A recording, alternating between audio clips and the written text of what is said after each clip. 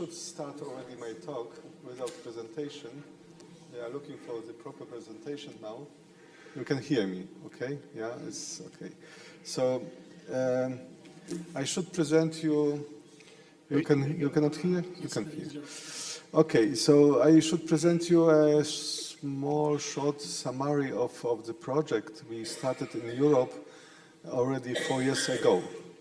The name of the project is CleanHME. It means that we are looking for new energy source which is clean and is coming from metallic hydrogen systems. Okay, that was the idea for this acronym we have.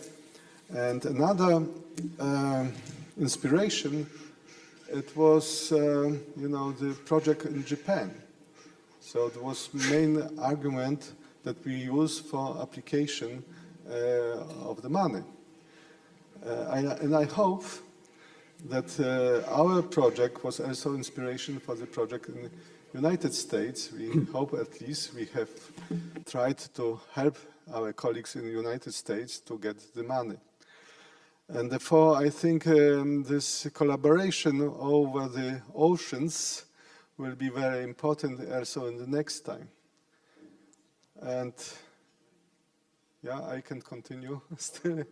Okay, so you will see in the first slides that we are collaboration of originally even 17 institutions. There are not only universities or scientific institutes, but also commercial companies. And the idea of the project was really very broad. So we wanted to demonstrate that we can produce some energy excess, but we wanted also to show that we can produce more energy, and there is a kind of scaling effect that can be later on used commercially. This is one of the aims of our project. Oh, you see, and it works. You see, we have the building of our parliament here in Europe. Okay, so, and this may be also important here, you see also two different directions. Interaction between deuterons and the interaction between protons, light hydrogen. So we wanted to study both. We wanted to study both reactions, looking for energy excess, and of course we wanted to explain them. Not only measure something, but also to study the system, very simple systems, to understand what is the mechanism of these reactions. You see here the 17 institutions. Finally, we are 15, and the project will continue next 5 months. Originally, we wanted we applied for 4 years, and we've got more than 5 million euro, 5.5 million euro for 4 years. Because of pandemic COVID-19, we could get this small extension of 6 months. So the end of the project will be in January next year, and we will organize a final meeting in Szczecin next year, so you should be prepared to come to Szczecin maybe next year in January. Okay, about our research program. So as I said, Japan, United States are main collaborators, but also a little bit competitors as well. So we are going also commercial. But we are very happy that there are some money over the, in the United States as well. The problem is what we will see here as well later, that we don't understand everything. So the commercial development, it is still made by a chance. So it is not the best situation. And the problem is from the theoretical point of view, you know, the old standing problem of Coulomb penetration, Coulomb barrier penetration, branching ratios, reproducibility. Many of that is already known and understood. No, and the last is proton-proton reactions. That is, I think there will be also in my conclusion something that we should understand much better. And from the theoretical point of view, this, I think, a nice estimation that we could expect, if you calculate very conservatively, 10 kilowatt from 100 gram palladium material or something very similar. Okay, so a little bit about our work. So we have different gas loading facilities. So you see Vegatech, Uppsala, FutureOn, EFNS, Italy, and Siena University. And different calorimeters, thermometer measurements, and of course the idea was to use this similar material for different calorimeters that different groups should measure, try to reproduce measurements made somewhere else. We have also, and this is something what is different compared to other projects, that we want to use, or wanted to use, and we use accelerators to study nuclear reactions at a little bit higher energies. But in our opinion, you know, the thermal fusion and warm fusion or hot fusion is the same physics. We should understand everything.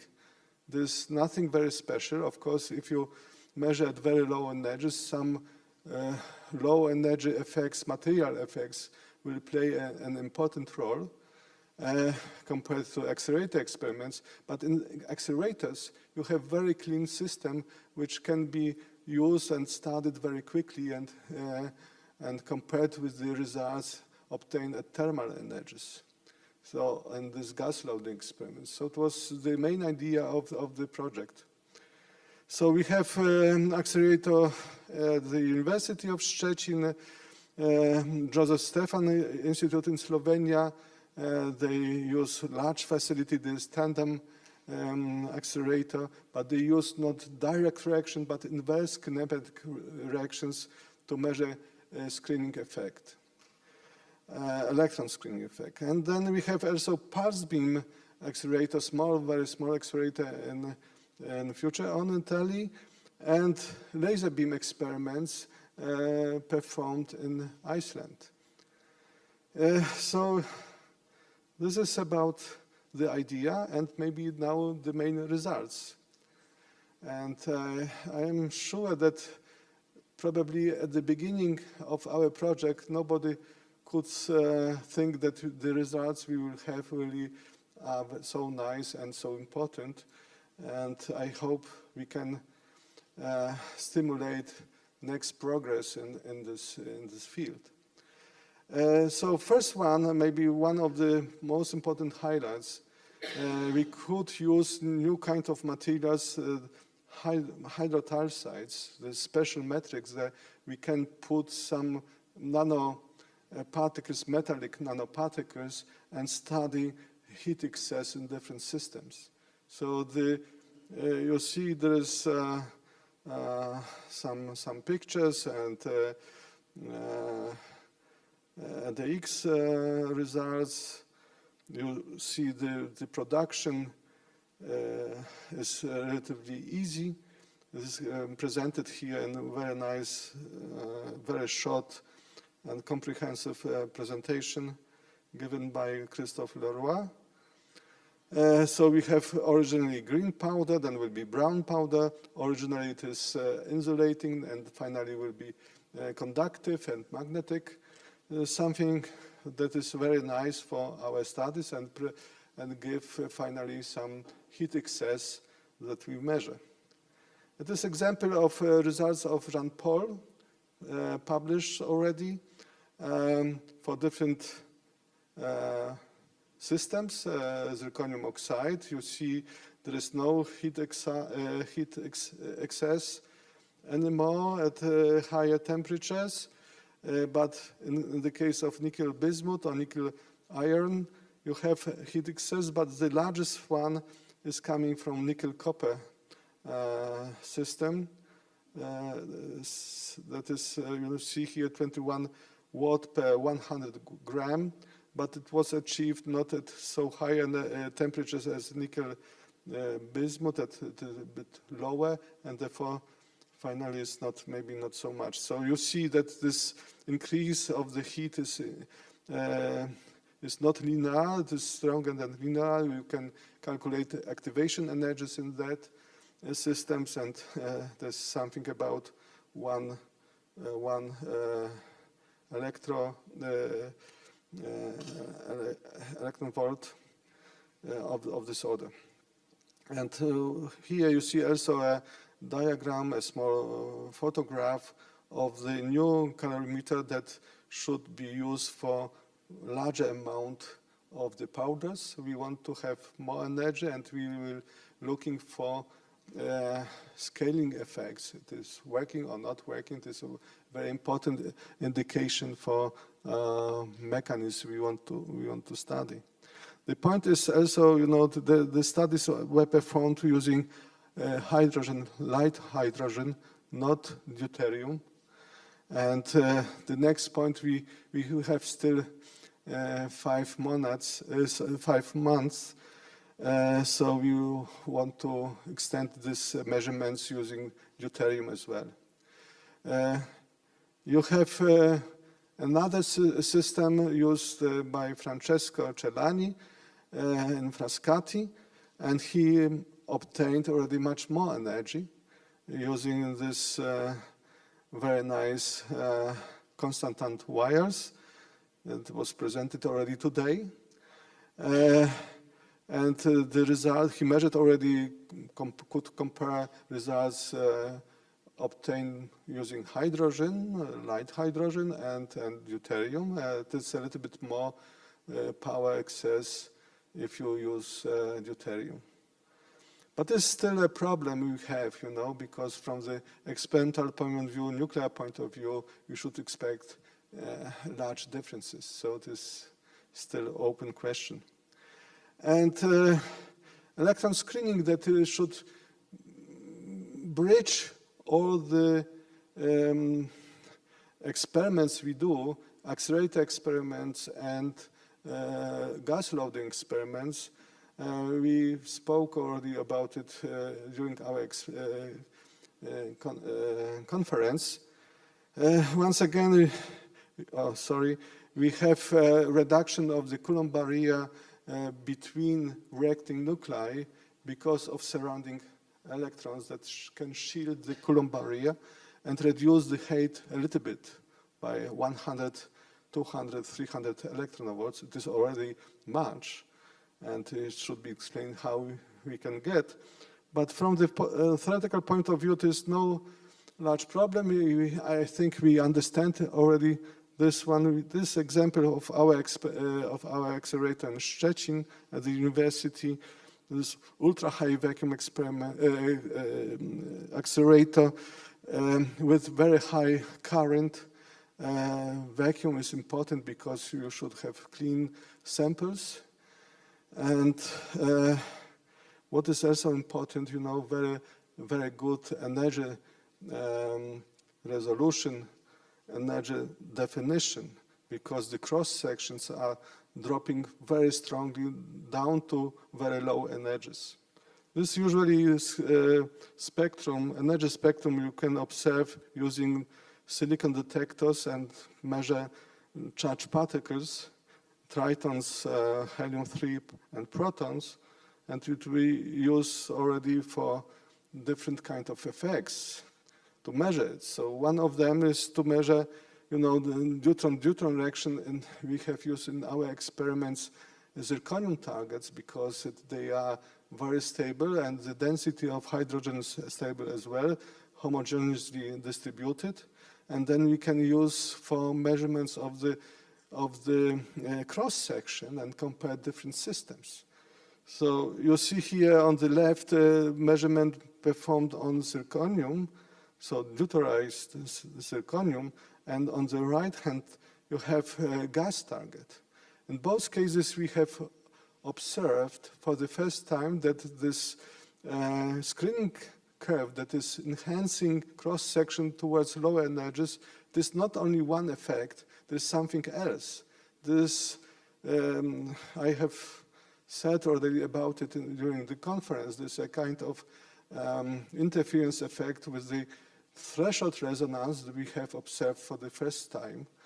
The 0+ resonance in helium-4. It is something very surprising because the people thought that all the structure of the helium nucleus, which is very light, very good, well known, shouldn't bring new things.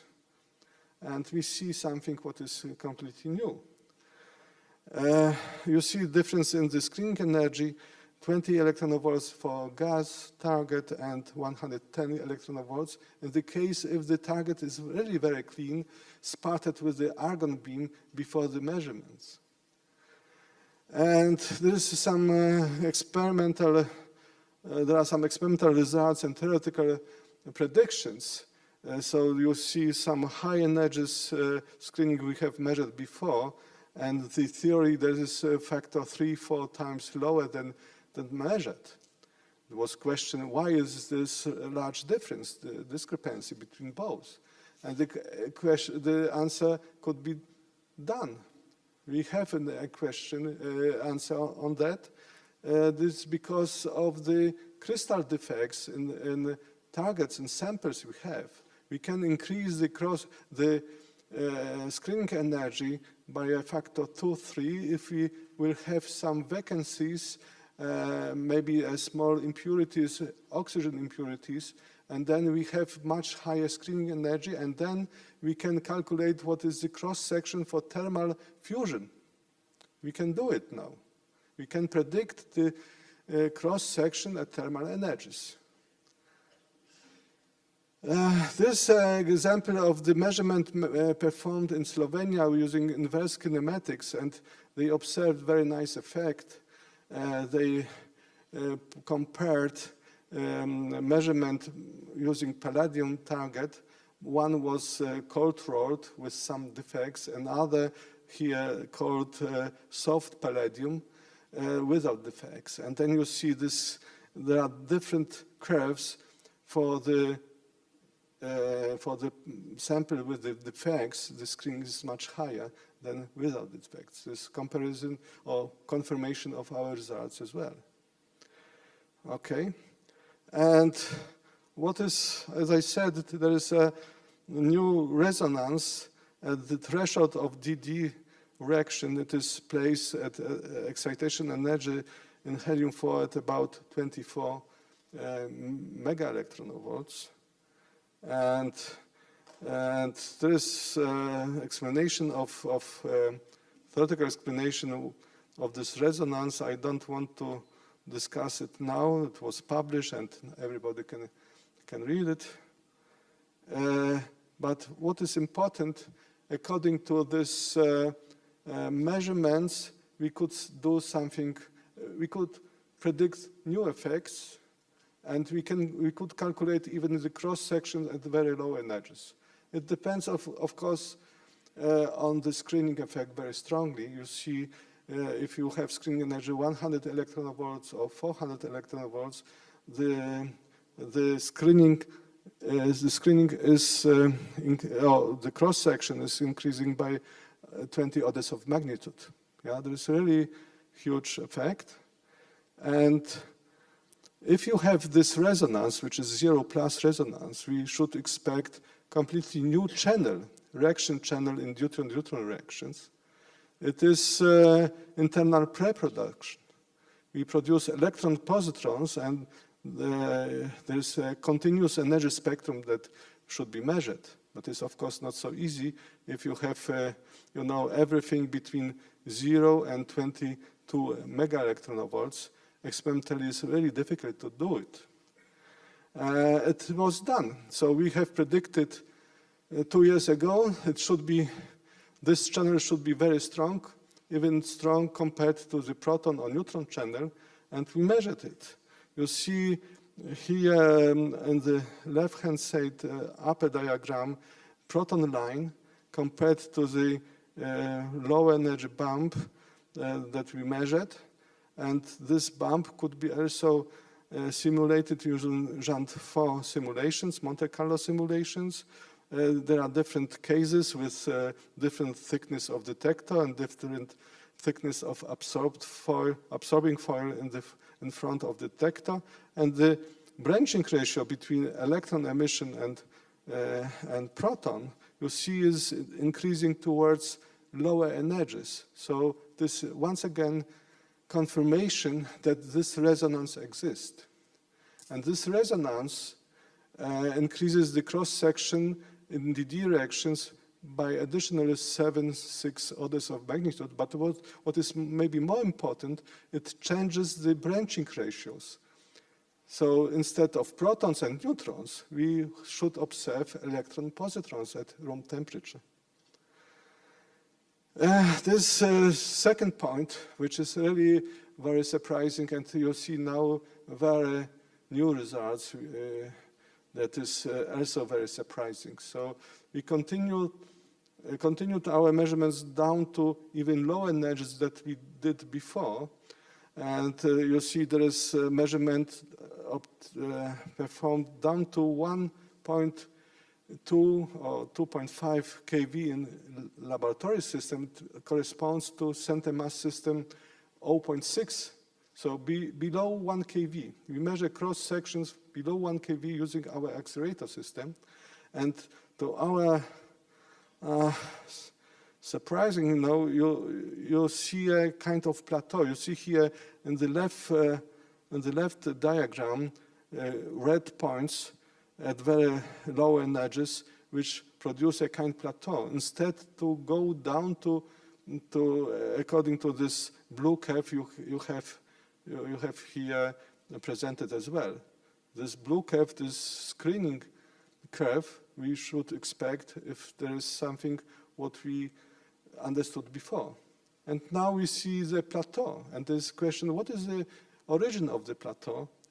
And I don't want to once again go into details, but this very nice, very simple explanation. This is because of the DD reactions taking place in ion tracks, which are produced by ion beam particles in our zirconium target. This ion beam is of course, of very small size. The diameter is 1 nanometer, and the range of the deuterons at 2 kV, it is about 20 nanometers. But the stopping power is so high, the cascades, collision of deuterons with the atoms inside of the ion tracks are so effective that the temperature inside is above the melting point. And you see here the photographs of scanning electron microscopy, that the surface changes completely, showing that this surface was molten. Okay, so this is also a very simple calculation to present that the temperature is really high, but the average temperature that is needed to explain this plateau, it can be estimated as 1,000 degrees, 1,200 degrees.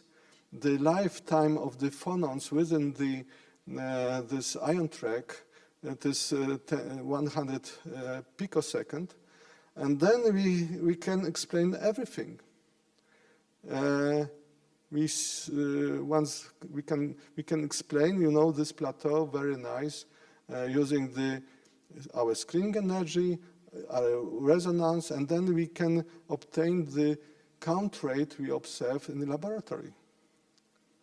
This is something what is also very strange, because this calculation, screening energy, everything we obtained much earlier, 1-2 years before. And now we have a comparison that we can explain something, using the data we have obtained from different experiments, completely different situation.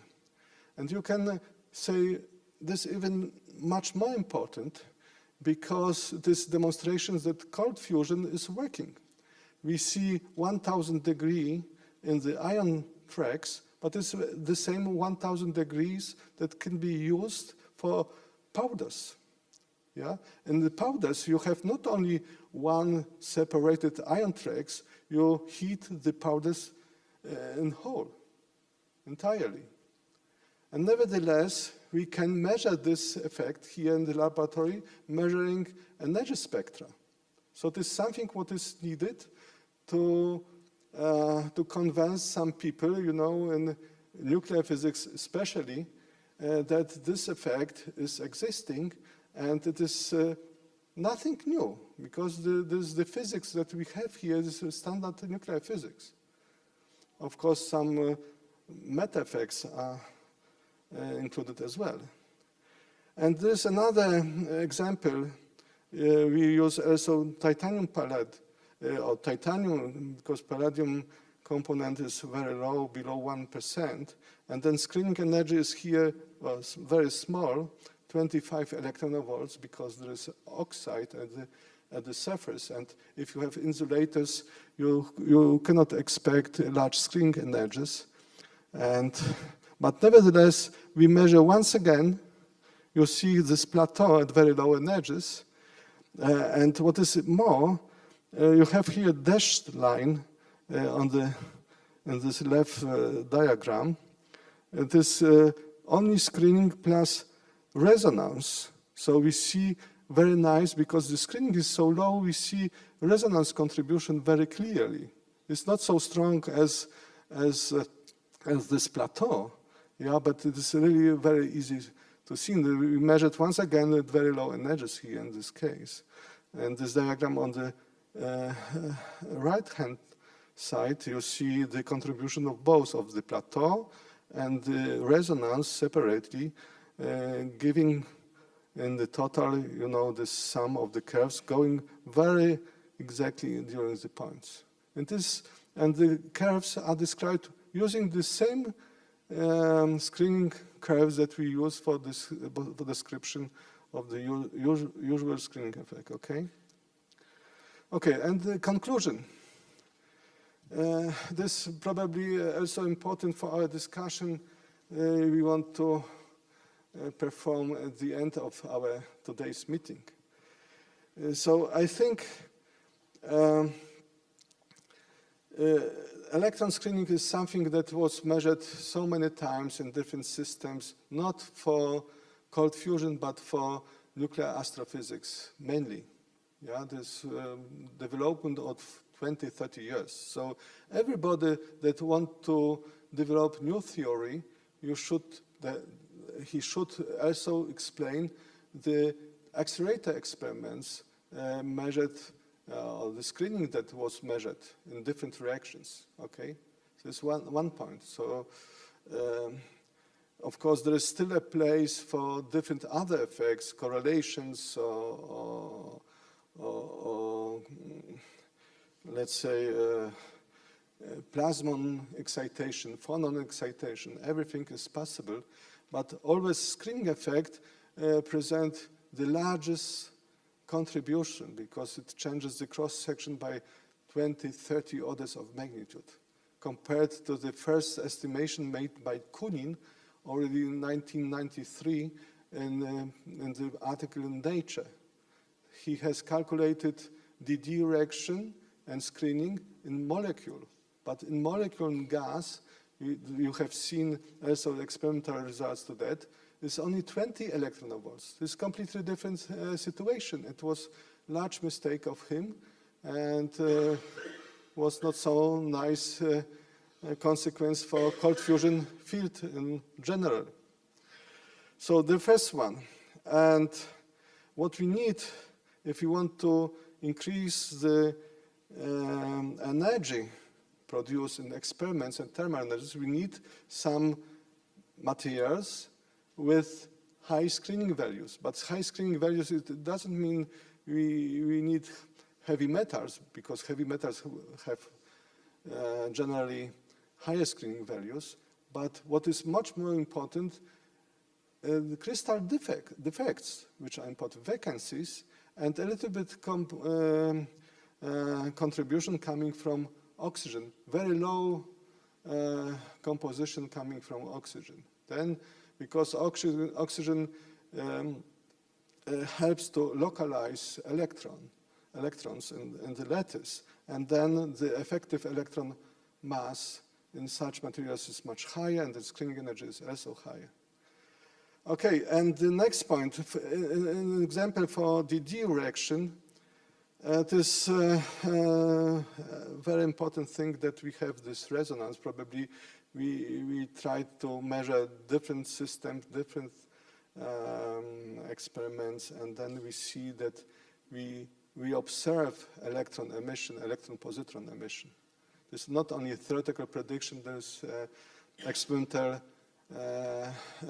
measurement now, okay? And of course it is difficult to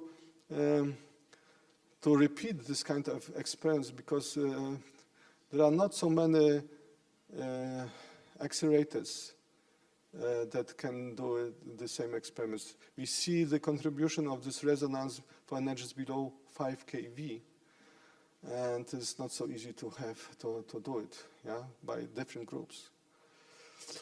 And this resonance can explain helium-4 production, that the whole energy is going to the one channel helium-4 without emission of gammas, neutrons, protons, or something like this. And the third point, it is something what is still open and need a lot of effort and work.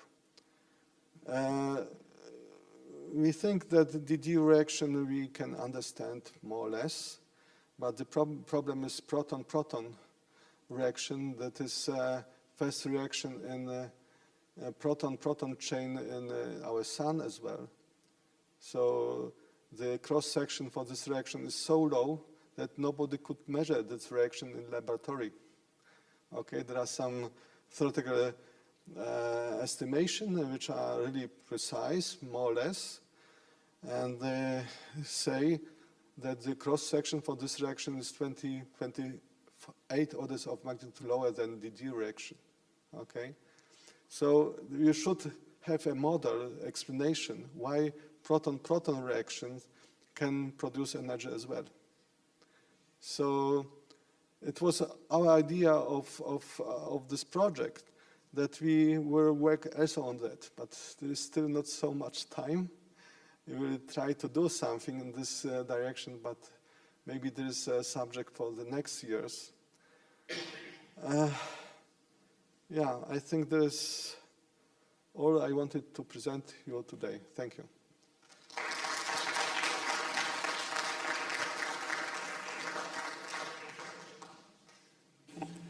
Seems there is an urgent question.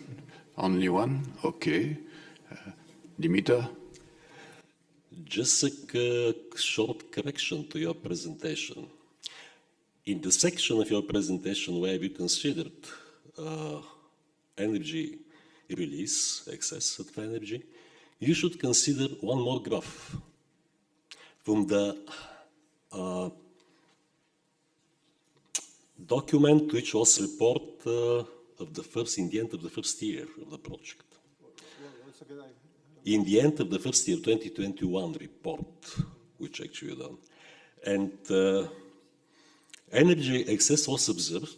I provided this graph for you. I think it is even a picture of the energy, picture, taken by a phone, or I think I'm not sure exactly, but there's a graph.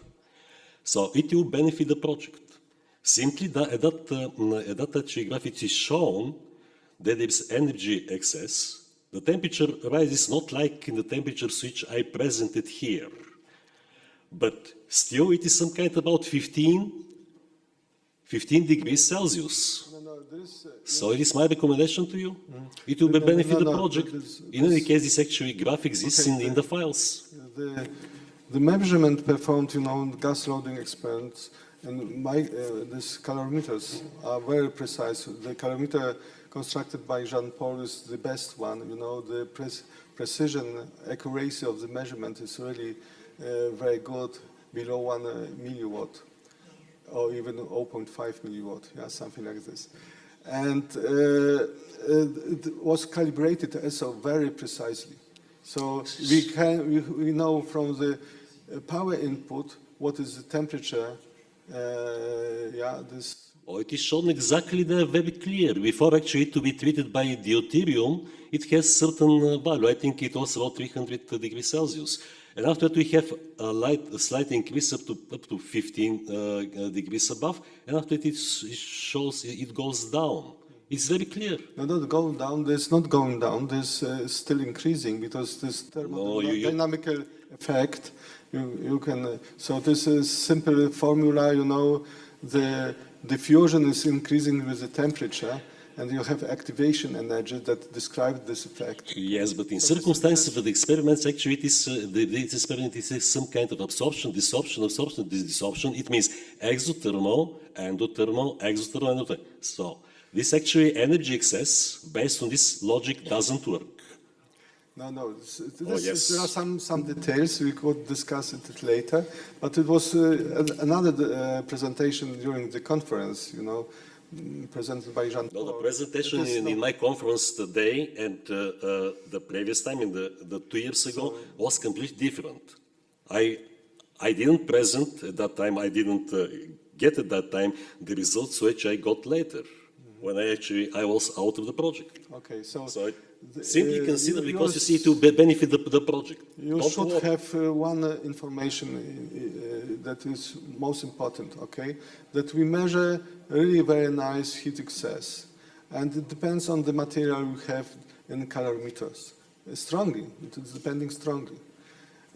We don't know exactly, it is still nuclear effect, or maybe there is lattice effect. Yes, but the same pertains to the graphs which you presented here. The same. You may say exactly the same things, but nobody, even I, don't have any doubts that actually the graphs which you presented here, they have the excess of the energy has chemical origin or electric origin, or something like that. So you have seen also the numbers of the excess power that were measured. This roughly, you remember, 20 watts per 100 gram. It is much more than any chemical reaction can produce. But there is another possibility, maybe lattice effect. Because in the lattice you have. You see now. Okay, let's avoid actually the words maybe. Okay. So because it will go out. But okay, we can stop discussion because actually I don't like maybe. I am afraid we'll have to continue the discussion elsewhere. Okay.